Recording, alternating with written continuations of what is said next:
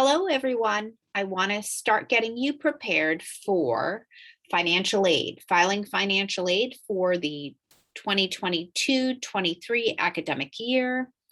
A lot of our students are asking, hey, mom and dad want to know, what do I do?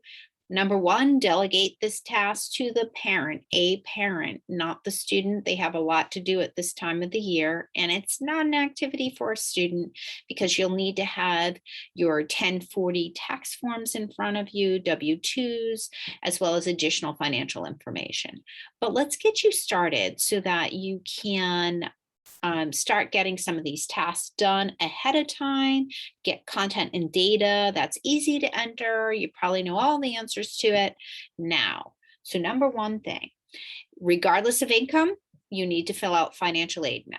There are new regulations passed by Congress that colleges do not have to give you their award letter without you submitting these forms. And I would tell you it's important to do it regardless.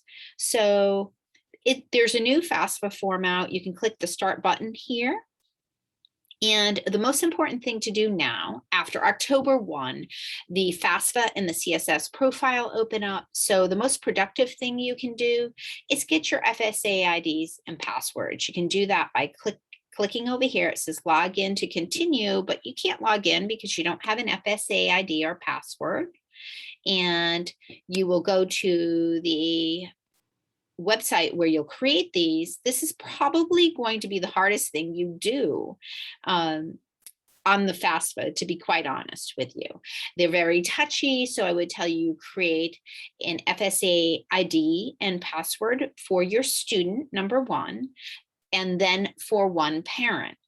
So if you're separated or divorced, make it for the parent that is considered the custodial parent. It doesn't matter if who's claiming each student, it just matters who you're saying the student lives with most of the time.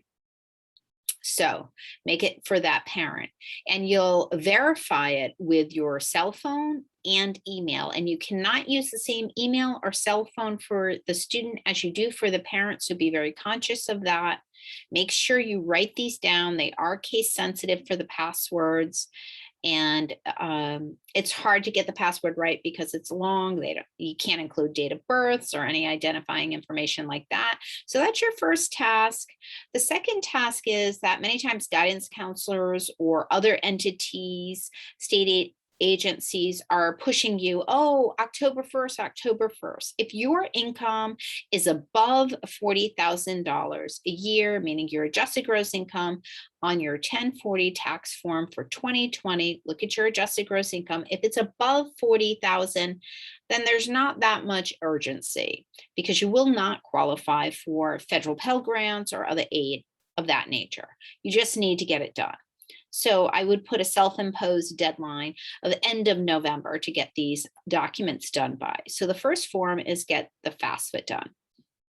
And at a minimum, if you create the FSA IDs and passwords, you can get in and get the basic data in there that you already know, like your address, dates of birth, social security numbers, all of that. That's at least a good start. So do that. And then next, if your student has private colleges that require the CSS profile, this is kind of, yes, FAFSA on steroids. Some people get intimidated with it, but at a minimum, you can get some of the basics in here. If you don't know if their schools require a CSS profile, then you can easily just go over here and click check participating schools and scholarship programs. Check the list, see who requires it, right? And you can do it by institutional name or by state, and just look at all of the schools. So all Ivies and many exclusive tier 1 private universities do require that. You'll want to log in and get at least some basic data in there. So this is where your student logs in to register for SATs, AP classes. So you're just going to click sign in to fall 22-23, not 21-22. They always have 2 academic years up here, but this one right here, because your student will be entering college in fall 2022.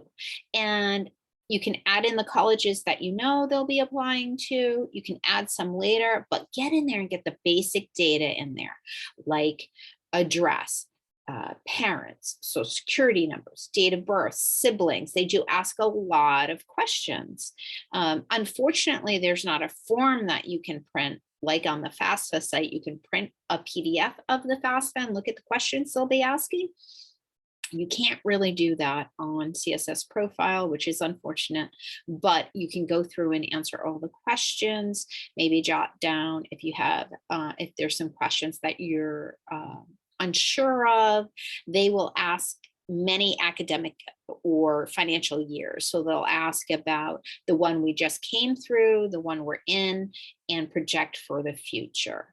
So at a minimum, if you can get these things done, that would be important. If you're working with us, then you'll set your appointment with us after November 1, and we can either review it with you, check it for you, or submit it with you.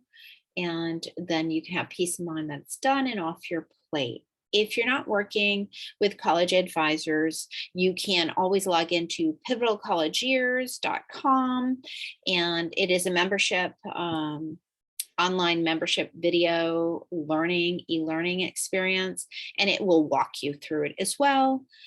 So good luck with financial aid. And this is a task for parents. Let your students focus on writing at this time of the year. Thank you.